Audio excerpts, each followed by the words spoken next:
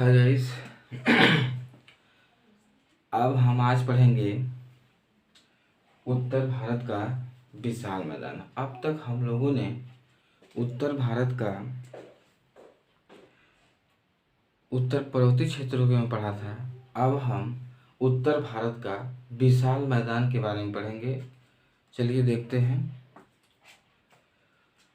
यह परीक्षा की दृष्टि से पहली बात देखते हैं। ये परीक्षा, इसे हम देखने से पहले हम ये जरूर बताएंगे कि यह परीक्षा में जितने भी पॉइंट्स पूछे जाते हैं, चाहे वह कॉन्सेप्चुअल क्वेश्चन हो चाहे इफेक्टिव क्वेश्चन हो, दोनों तरह से ये जो उत्तर भारत का विशाल मैदान है इसमें इसी तरह से पूछता रहता है। चलिए अब हम देखते हैं और ध्यान से आप लोग नोट्स बना लीजिएगा।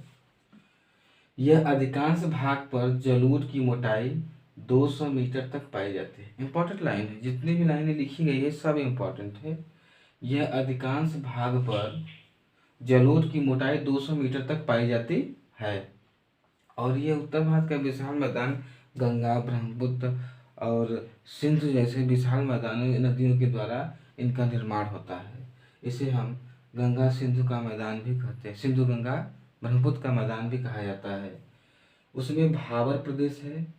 भावर प्रदेश के अंतर्गत यह शिवालिक श्रेणी के गिरिपद प्रदेश में सिंधु नदी से तीस्ता नदी तक पाई जाती है। जो ये भावर प्रदेश है सिंधु नदी से तीस्ता नदी के बीच में पाई जाती है। इस क्षेत्र में पत्थर, कंकड़, बंजर आदि लाकर जमा कर देती है। यह कृषि के लिए अधिक उपयोगी नहीं है। ये जो भावर है यह सिंधु से तीस्ता नदी तक होता है, लेकिन ये कृषि के लिए ज़्यादा उपयोगी नहीं होता है क्योंकि इसमें कंकड़ पत्थर पाया जाता है। तराई प्रदेश, भाबर प्रदेश के दक्षिण में इसके समांतर फैला यह प्रदेश 10 से 20 किलोमीटर की चौड़ाई में पाया जाता है। यह निम्न समतली मैदान है। यह दलदली क्षेत्रों का निर्माण करता है। इसकी रचना कंकड़ पत्थर, रेत व चिकनी मिट्टी से हुई है।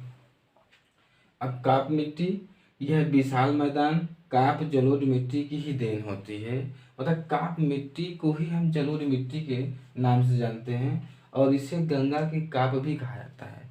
काप मिट्टी यानी जलोढ़ मिट्टी और इसे गंगा का जलोढ़ मिट्टी या गंगा का काप मिट्टी भी कहा जाता है।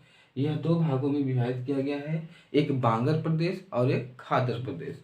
तो बांगर प्रदेश जहाँ पर नदियों का पानी नहीं पहुंच पाता है उसे हम बांगर प्रदेश कहते हैं और इसका निर्माण मध्यकाल से प्लीस्टोसीन काल तक के बीच में माना जाता है। यह चूना युक्त संग्रंथनों से अधिकता होती है और यह प्रदेश कृषि के लिए उपयुक्त नहीं है। ये जो बांगर प्रदेश है कृषि के लिए उपयुक्त नहीं है। अब खाद्य प्रदेश, और यह वह भूभाग है जहाँ नदियों की बाढ़ का पानी प्रतिवर्ष पहुँचता रहता है और इस नदियों के बाढ़ या कछारी प्रदेश कहते हैं।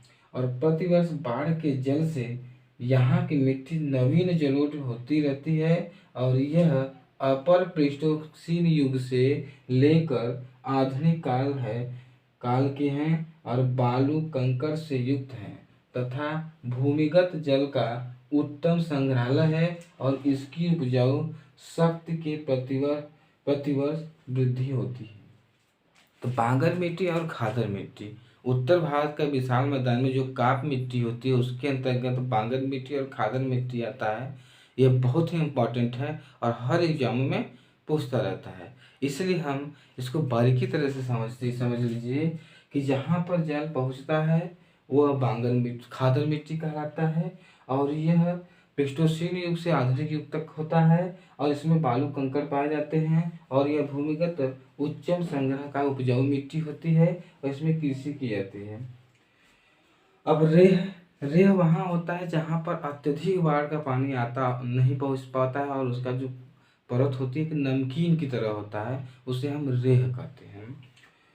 कंकरीली मिट्टी की भूड़ भी कहते हैं। और भूड़ मिट्टी, इधर देखिए भूड़ मिट्टी है और ये रेह जो है ये जो रेह है उत्तर प्रदेश और हरियाणा में पाया जाता है। और भूड़ कंकरीली मिट्टी की भूड़ कहते हैं, कंकरीली मिट्टी को हम भूड़ कहते हैं।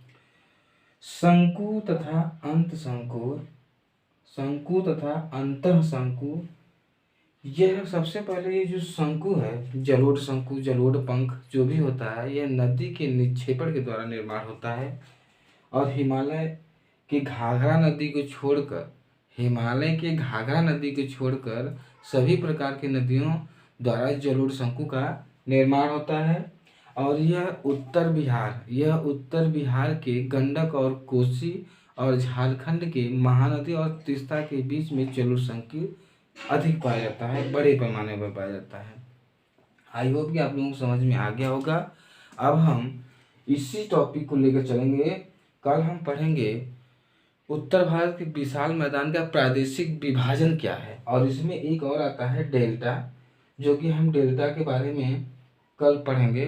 डेल्टा थोड़ा किसे हम डेल्टा कहते हैं, या फिर डेल्टा के जो भाग होते हैं वो कौन कौन से हैं, या फिर उसकी जो ऊंचाई कितनी है, उस हम डेल्टा के बारे में कल थोड़ा सा पढ़ लेंगे, क्योंकि डेल्टा के बारे में ज़्यादा कुछ पूछता नहीं है।